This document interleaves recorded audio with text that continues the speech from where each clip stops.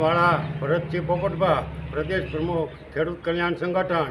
અત્યારે જે કેન્દ્ર સરકારના નાણામંત્રી સીતારામજી રમણે જે બજેટ રજૂ કર્યું છે એમાં અમારો ખેડૂત કે ગ્રામ્ય વિસ્તારના લોકોનું બિલકુલ કલ્યાણ થવાનું છે નહીં. આ બજેટ છે એવું આ નાણામંત્રીનું બજેટ છે, પણ એ બજેટનો પરચો 2024માં ખેડૂતો ભાજપની નાભી કમળમાં બાણ મારીને ચૂંટણીમાં આપવાના છે. એવી જ રીતેની 2 દિવસ પહેલાં ગુજરાતના નાણામંત્રી કનુભાઈ દેસાઈએ જે બજેટ રજૂ કર્યું 2024માં, એ પણ ખેડૂત અને ગ્રામ્યના લોકોનો વિરોધનું બજેટ છે અને ઉદ્યોગપતિઓ અને માલતુજારોને માલામાલ કરવાનું જે બજેટ છે એનો અમારો સખત વિરોધ છે. અમારી પ્રથમથી જ વર્ષોથી માંગણી હતી અને 2024ના પ્રથમ બજેટમાં કેન્દ્ર સરકાર અને રાજ્ય સરકાર અમારી જે 6 માંગણી છે એ પહેલાં સ્વીકારે. અમારી 6 માંગણી હતી કે ખેડૂત નીતિ બનાવો, ખેડૂત આયોગ બનાવો, ખેડૂત પંચ બનાવો, ખેડૂતને બજેટની 50% રકમ ખેડૂતોના વ્યવસાય અને ખેતી સાથે વપરાય એમાં વાપરો અને સ્વામિનાથન કમિટીની ભલામણ કરો અને C2+ નિયમ પ્રમાણે તમામ ખેત પેદાશના ભાવ આપો. આમાંની એક રતિભાર એકય બજેટમાં સરકારે રજૂ નથી કર્યું, એટલે એનો અમારો વિરોધ છે. સાથે સાથે 1.5 મહિનાથી વધારે જે સરકારે ડુંગળીની નિકાસબંધી કરી અને કપાસની જથ્થાબંધ આયાત કરે છે એનો અમારો સખત વિરોધ હતો અને દેશભરના ખેડૂતો અને અહીંયા આમાં ભાવનગર જિલ્લામાં જબરો વિરોધ ચાલે છે.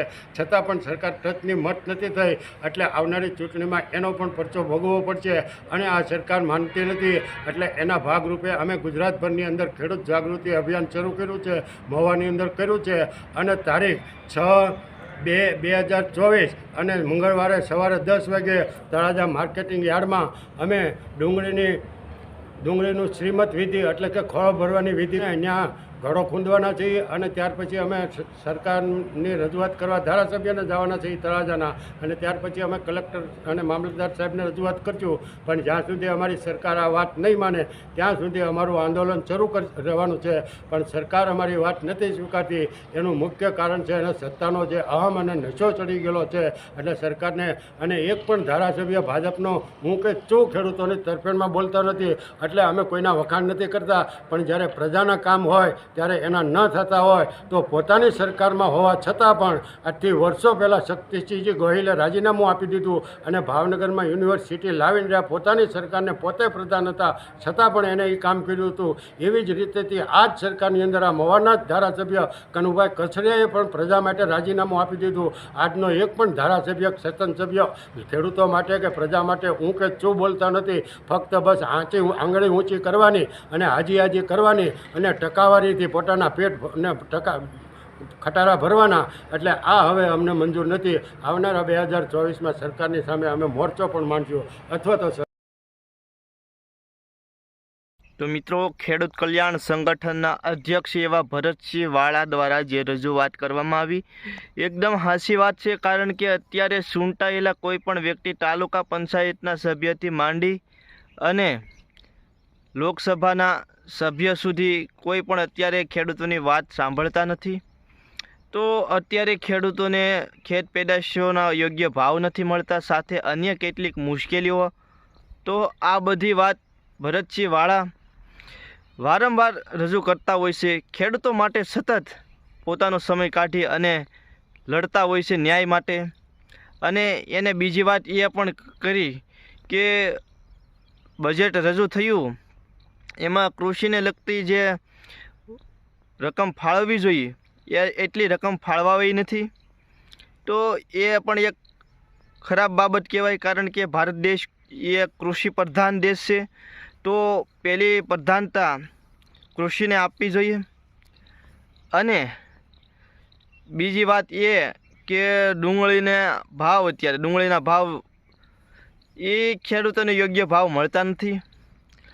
તો આના માટે સતત આ ખેડૂત કલ્યાણ સંગઠન કહીને ભરતસિંહ વાળા તેમજ આખું સંગઠન સતત 2-2.5 મહિનાથી આની માટે ખેડૂતોને ભાવ મળે એના માટે સરસ રીતે મિત્રો લડી રહ્યા છે ન્યાય માટે.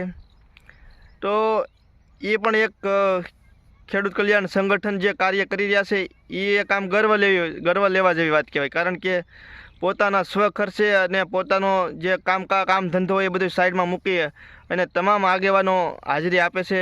એ પણ એક સારી બાબત કહેવાય.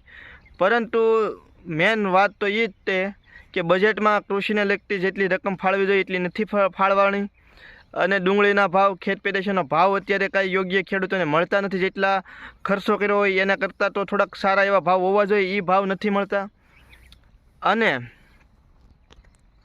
પોલિટિક્સ સાથે જે કહે ને સૂંટાયેલા પોલિટિક્સમાં, તો એ વ્યક્તિ સૂંટાયેલા કોઈ પણ વ્યક્તિ, મેં કીધું એમ તાલુકા પંચાયતના સભ્યથી માંડી અને લોકસભાના સભ્ય, એ બધાની જવાબદારી બનતી હોય છે કે ખેડૂતોના પ્રશ્નો સાંભળવાને એ બધી.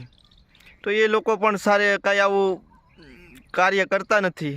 તો એ વાત એક આપણા માટે ખરાબ કહેવાય, કારણ કે અગાઉ કીધું એમ કૃષિ પ્રધાન દેશમાં ખેડૂતો તો જેનું ખેડૂતોનું સ્થાન તો આગવું હોય, તો એની વેદના અત્યારે કોઈ સાંભળવા તૈયાર નથી. તો આવું ન થવું જોઈએ. તો ખેડૂત મિત્રો, તમને એક અગત્યની સૂચના પણ આપી દઈએ. આવનારી તારીખ 6 ફેબ્રુઆરી 2024 એટલે કે 6/2/2024ના રોજ સવારે 9 વાગ્યે તળાજા માર્કેટિંગ યાર્ડમાં ખેડૂતોના હિતને ધ્યાનમાં રાખી અને અત્યારે જે ખેડૂતોને ડુંગળીના ભાવ, કપાસના ભાવ, તેની સાથે આમ કહીએ તો મગફળી કે અન્ય ખેત પેદાશોના જેટલા પ્રમાણમાં ભાવ, ખેડૂતોની જે મહેનત છે, ખેડૂતોનો જે ખેત પેદાશ પકવવા પાછળ જે ખર્ચો કરેલો છે, એના પ્રમાણમાં પણ અત્યારે ખેડૂતોને ભાવ નથી મળતા. તો આ તમામ બાબત તેમજ અન્ય રીતે પણ ખેડૂતોને કેટલીક મૂંઝવણો, કેટલાક પ્રશ્નો થાય છે, પણ ખેડૂતો કહી નથી શકતા. અને અત્યારે ખેડૂતોની વાત સાંભળવા કહીને તો ખેડૂત કલ્યાણ સંગઠન અત્યારે જે છે એના સિવાય તો કોઈ વાત સાંભળતું નથી. તો મિત્રો, ખેડૂત કલ્યાણ સંગઠન સાથે અન્ય ખેડૂત આગેવાનો, ભરતસિંહ વાળાથી માંડીને તમામ ખેડૂત આગેવાનો, અને કહીને તો ભાવનગર જિલ્લો જ તે નહીં પરંતુ અન્ય જિલ્લામાંથી પણ ખેડૂત આગેવાનો આવવાના છે. અને મિત્રો, સરસ રીતે મિત્રો તમામ, મેં કીધું એમ કે ખેડૂતોના હિતને ધ્યાનમાં રાખીને આ સરસ રીતે મિત્રો આયોજન કરેલું છે.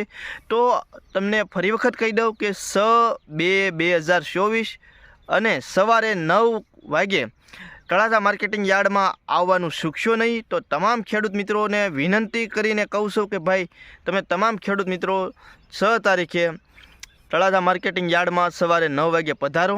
આ તમારા માટે, તમારા હિત માટે, અને તમે કયો જે કયો એ તમારા માટે જ ત્યાં સરસ રીતે મિત્રો આયોજન કરેલું છે.